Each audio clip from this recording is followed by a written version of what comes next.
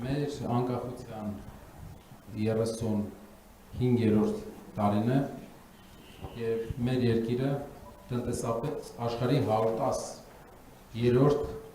աղքատ երկիրն է։ Այսօր մեր երկիրը ունի լավարկման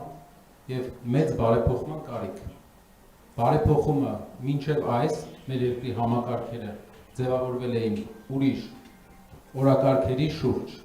Մենք գիտենք, որ առաջի 20 տարին մեր անկախության, 20-28 տարին անվտանգային օրակարգի շուրջ։ Դրանից հետո եկող 7-8 տարին իրար հետ հակասությունների երևի օրակարգի շուրջ, իսկ այդ ընթացքում մենք ունենում էինք մի խնդիր, որը քչերն էին նկատում էին այն մարդիկ, ովքեր զգում էին իրենց վրա։ Դա թուլացող Հայաստանն էր։ Դա Հայաստանն էր, որի բնակչությունը շրջաններից ուղղակի դուրս է գալիս։ Երևանցիները գնում էին Ամերիկայի Միացյալ Նահանգներ, շրջաններից գնում էին Ռուսաստանի Դաշնություն։ Մեր երկրի բնակչությունը կես միլիոն մարդով քչացել է անկախությունից հետո, շարունակում է անկում ապրել։ Այս առաջարկները 5 առաջարկ մենք ունենք, որը ուզում ենք ներկայացնել։ 5 քայլ, որը անելու ենք, որը փոխելու է մեր հայրենիքի կյանքը։ Քայլերը մշակված են տարիների աշխատանքի արդյունքում։ Պետական համակարգում մինչև այս եղած երկրի ղեկավարները երկրի միշտ պետական ապարատի կողմից են նայել տնտեսությանը։ Առաջի ղեկավարը, ով կնայի ձեռնարկատերի հասարակության անդամի կողմից, դա կլինի Սամվել Կարապետյանը, քանի որ անցած ճանապարհը ձեռնարկատերի ճանապարհ է։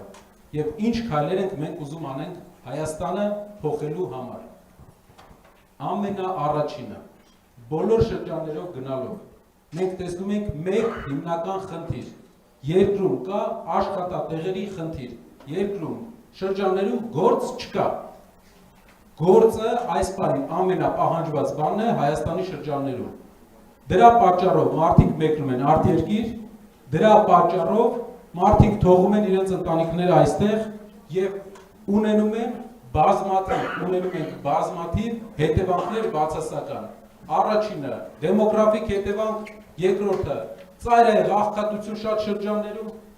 Այս բոլորի լուծման ճանապարհը մինչև հիմա պետությունը գտել է մի ուղղությամբ։ Հավաքել է բյուջե եւ տվել է ինչ որ արտոնություններ, ֆինանսական սուբսիդիաներ, ինչ որ ուղղություններով։ Արդյունքը մենք տեսնում ենք այն ինչ որ ունենք։ Երկրի շրջաններում արդյունաբերությունը, արտադրությունները վերջի տարիներին անկում են ապրում։ Մենք ինչ որ տեսնում ենք Երևանում, վարկերի հիմքով ստեղծված տնտեսությունը, որը ժամանակի ընթացքում երկար չի կարողանա այս տեմպը պահպանի։ Ինչ ենք մենք առաջարկում։ Առաջի քայլը ստեղծել 300,000 նոր գործի տեղ Հայաստանում։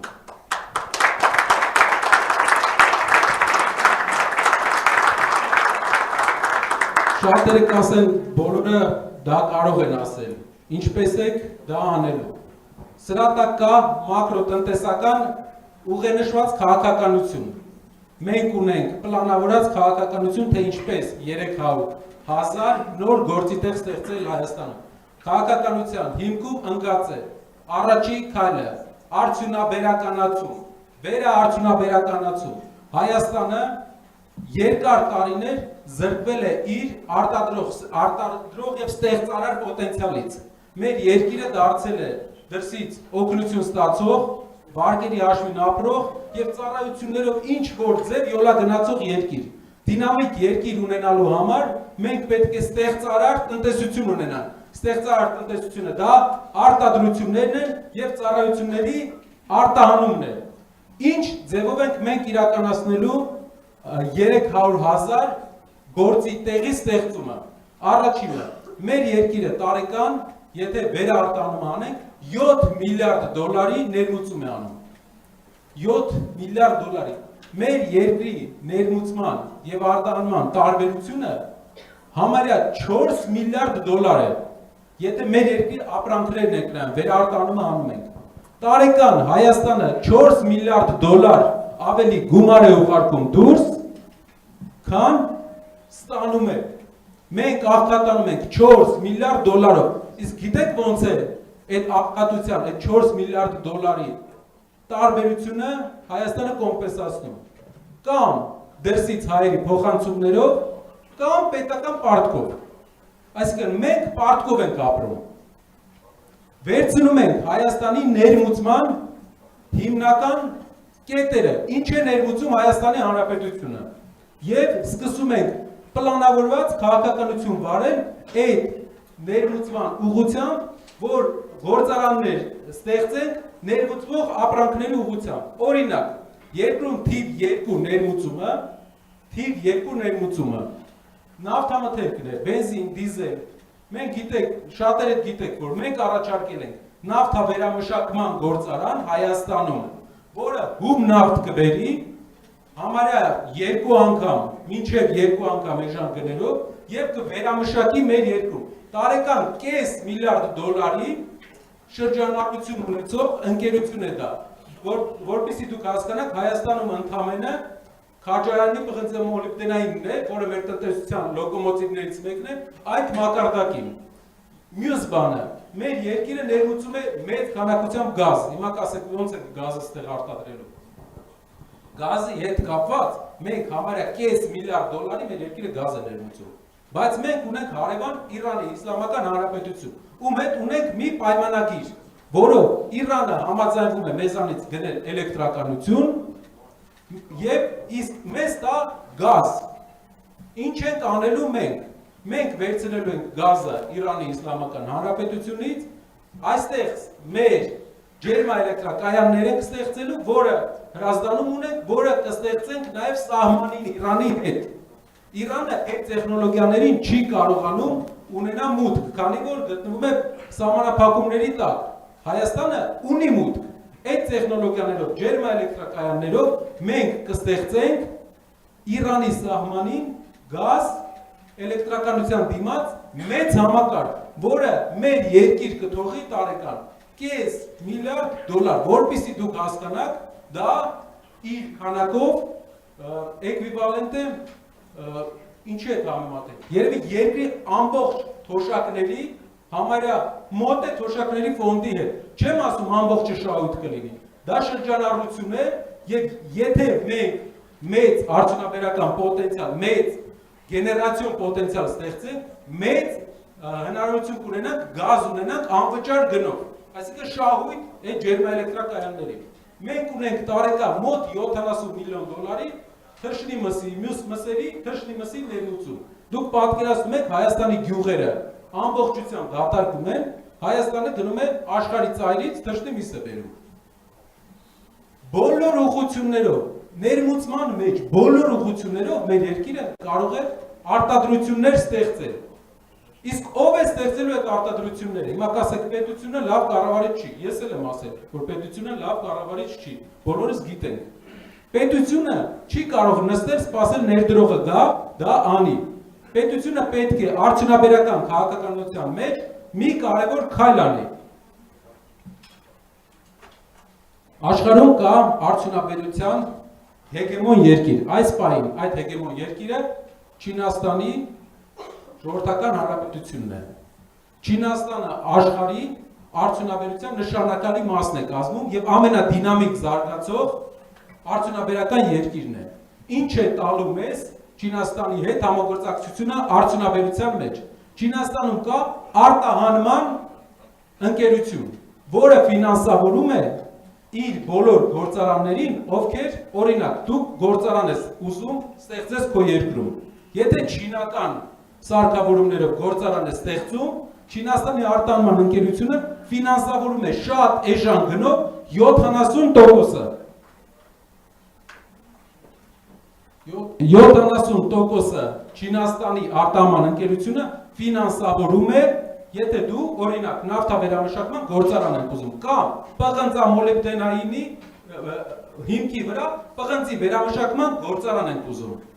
70%-ը ֆինանսավորում է։ Եթե օրինակ պղնձի վերամշակումը հաշվենք 250 միլիոն ԱՄՆ դոլարի բյուջե, մենք հասկանում ենք, որ 30%-ը այս բյուջեի կլինի մոտարապես 80-ի կարգի։ 80-82 միլիոն։ Հայաստանում շատ քիչ բիզնեսմեն կա, որ 80 միլիոն կկարողանա ներդնի։ 4-5 հոգի են, որից երևի 2 հոգի կալանավորված։ Ու այդ պատճառով մեր երկրում, եթե մենակ մի գործարանի մասին խոսեինք, կասեինք լավ, մի գործարանի համար ներդրող կգտնենք, բայց մենք անելու ենք տասնյակ, իսկ ինչ է անելու պետությունը այստեղ։ Օրինակ, 80 միլիոն ներդրման, մոտավորապես 80 միլիոն ներդրման պարագայում։ Մեր պետությունը, որը 30%-ն է ներդրման։ Պետությունը վճարելու է, տալու է, աջակցելու է 15%-ը, իսկ ներդրողից պահանջելու է ևս ներդրում 15%-ը։ Առաջի հայացքից դուք տեսնում եք 40 միլիոն ներդրողը կարող է դնել, նա գիտի, որ պետությունը ևս 40-ից հետ դնում է եւ չինական արտահանման ընկերությունից, արտահանման ֆոնդերից ստանում է ֆինանսավորում։ Ինչ է սա տալու։ Պետությունը, հիմա կասեք պետության փողերը տանում ես բիզնեսներին ես տալիս։ Ոնց է պետությունը հետ բերելու այս գումարը։ 15% ներդրում անելուց հետո 15% ընդամենը ներդրում անելով, պետությունը բերում է 100% ներդրում իր երկիր։ Կարողացա, այսինքն պետությունը աջակցում է 15%-ով, մյուս 15-ը ներդրում է ներդրողը, 70%-ը տալիս է Չինաստանի արտահանման ընկերությունը, որպես վարկ։ Դու 15% քո բյուջեից տալիս ես, բերում ես 100% ներդրում։ 40 միլիոն տալիս ես, բերում ես 250 միլիոն ներդրում։ Դա, որպեսզի հասկանաք, մի ամբողջ քաղաք, եկեք ասենք, Հրազդան քաղաքի տոտալ գործազրկության հարցը լուծում է։ Հրազդան քաղաքում պարակ մարդ չի լինելու այս պարագայում։ Այստեղ հարց, 40 միլիոն պետությունը դրեց, Նարեկ ջան, ո՞նց է այդ գումարը հետ ստանալու։ Պատասխան։ Արդյունաբերության մեջ ներդրված գումարի 13-ից 15%-ը հարկերով հետ է գալիս։ Այսինքն, եթե 13% արդյունաբերության մեջ ներդրման հարկերով հետ է գալիս,